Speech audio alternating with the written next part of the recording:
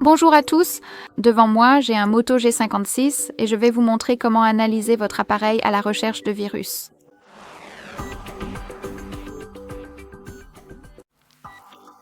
Heureusement, nous n'avons pas besoin de télécharger d'applications tierces car Motorola nous a fourni une application préinstallée liée à la sécurité. Il vous suffit donc de trouver soit le dossier moto dans lequel vous avez différentes applications Motorola, soit vous pouvez le trouver dans la liste de toutes les applications. C'est à vous de choisir. En gros, il suffit de trouver cette option Moto Secure. Bien sûr, accordez toutes les autorisations nécessaires lors de la première configuration. Et après cela, une fois que vous êtes entré, vous verrez ce menu, disons. Et tout ce que nous avons à faire, c'est simplement d'appuyer sur Analyser maintenant.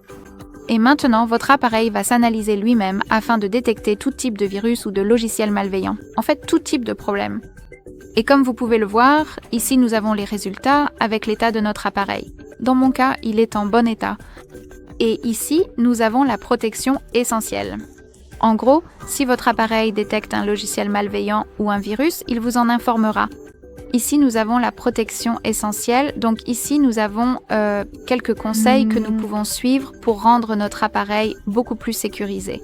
Par exemple, nous pouvons configurer le verrouillage d'application, le verrouillage automatique, un dossier sécurisé, le mélange du clavier PIN, la détection de phishing, et le déverrouillage de l'appareil. En gros, nous pouvons appuyer sur des sections spécifiques pour obtenir plus d'informations sur la façon de corriger quelque chose, par exemple. Je ne veux pas faire ça tout de suite. Laissez-moi revenir en arrière. Et bien sûr, vous pouvez consulter un rapport.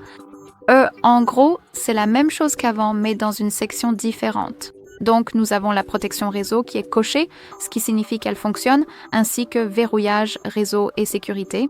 Et en dessous, nous avons les éléments que nous pouvons modifier, que nous pouvons améliorer pour rendre notre appareil beaucoup plus sécurisé, et la protection avancée, comme par exemple l'intégrité du firmware, la détection de route, les options développeurs, etc. Très bien, ce sera tout. Merci beaucoup d'avoir regardé. Veuillez cliquer sur le bouton s'abonner et laisser un pouce en l'air.